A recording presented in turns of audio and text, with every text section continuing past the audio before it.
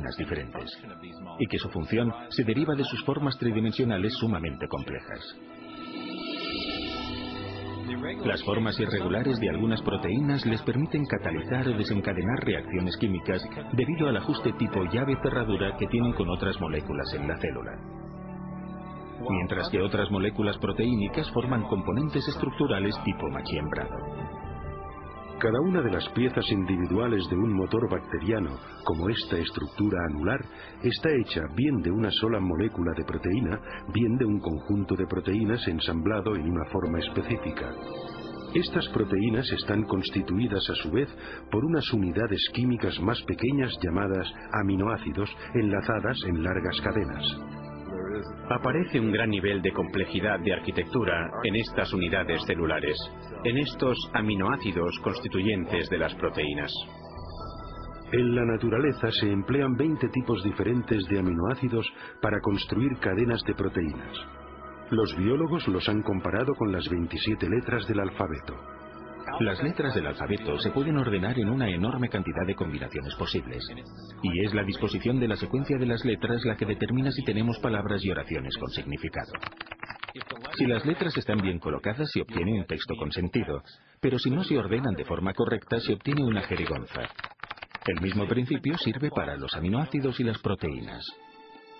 Hay al menos 30.000 tipos distintos de proteínas, cada una a partir de una combinación diferente de los mismos 20 aminoácidos. Estos están ordenados como las letras para formar cadenas de, a menudo, cientos de unidades. Si los aminoácidos son secuenciados correctamente, la cadena se doblará para formar una proteína funcional. Las proteínas se ordenan con sus aminoácidos de tal manera que los aminoácidos caen el uno sobre el otro, en una arquitectura que está preprogramada por el orden de los aminoácidos. Se dobla formando una estructura específica, y esta estructura puede realizar una determinada función, de modo que todas las proteínas en una célula tienen una forma tridimensional, basada en la secuencia de los aminoácidos en la cadena. Esta disposición es crítica, porque si los aminoácidos están secuenciados de manera incorrecta, se forma una cadena inútil, y en vez de doblarse para formar una proteína, será destruida dentro de la célula. Las proteínas, como lenguajes escritos o códigos de ordenador, poseen un elevado grado de especificidad. La función del todo depende de la disposición precisa de las partes individuales.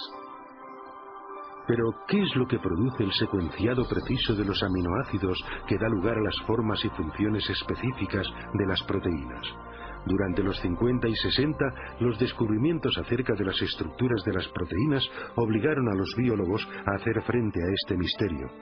Dean Kenyon creía que lo podría solucionar. En su libro Predestinación bioquímica, Kenyon y su coautor Gary Steinman propusieron una intrigante teoría. Kenyon escribió: la vida pudo haber estado bioquímicamente predestinada por las propiedades de atracción que existen entre sus componentes químicos, en particular entre los aminoácidos en las proteínas. Cuando apareció Predestinación bioquímica, mi coautor y yo estábamos totalmente convencidos de que teníamos una explicación científica para los orígenes.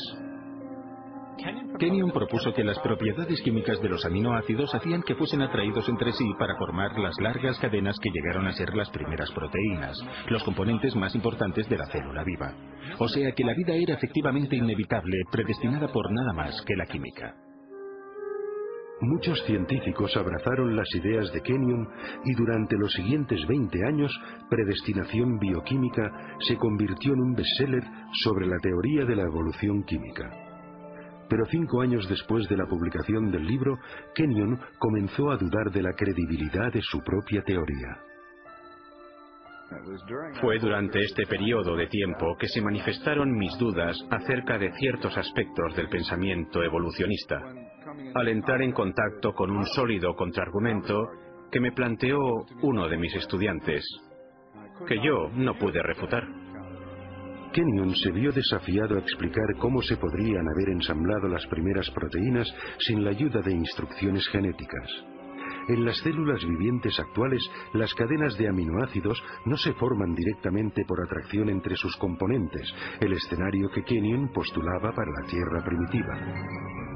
En su lugar, otra gran molécula dentro de la célula almacena instrucciones para secuenciar los aminoácidos en las proteínas. Se llama ADN. Al principio, Kenyon creía que las proteínas podrían haberse formado directamente a partir de los aminoácidos sin las instrucciones del montaje del ADN. Por eso es que tantos científicos estaban entusiasmados con su teoría. Pero cuanto más aprendía acerca de las propiedades de los aminoácidos y de las proteínas, tanto más comenzó a dudar de que las proteínas pudieran autoensamblarse sin ADN. En el ADN, Kenyon se encontró con una molécula con una propiedad que no podía explicar mediante procesos naturales. Porque encerrada con seguridad dentro de su estructura de doble hélice, existe abundante información en forma de compuestos químicos con una secuencia precisa representada por las letras A, C, T, G. En la escritura la información se comunica por un ordenamiento preciso de las letras. De igual modo, las instrucciones necesarias para ensamblar aminoácidos para formar proteínas son transmitidas por las secuencias de componentes químicos ordenados en la estructura del ADN. Este código químico ha sido llamado el lenguaje de la vida y es el conjunto de información más compacto y elaborado al menor detalle en todo el universo conocido. Como otros científicos que trabajaban en el origen de la vida, Kenyon se dio cuenta de que tenía dos opciones. Debía explicar o bien la procedencia de estas instrucciones genéticas de ensamblaje, o bien cómo surgieron las proteínas directamente de los aminoácidos sin ADN en los océanos primordiales. Y al final vio que no podía explicar ni lo uno ni lo otro.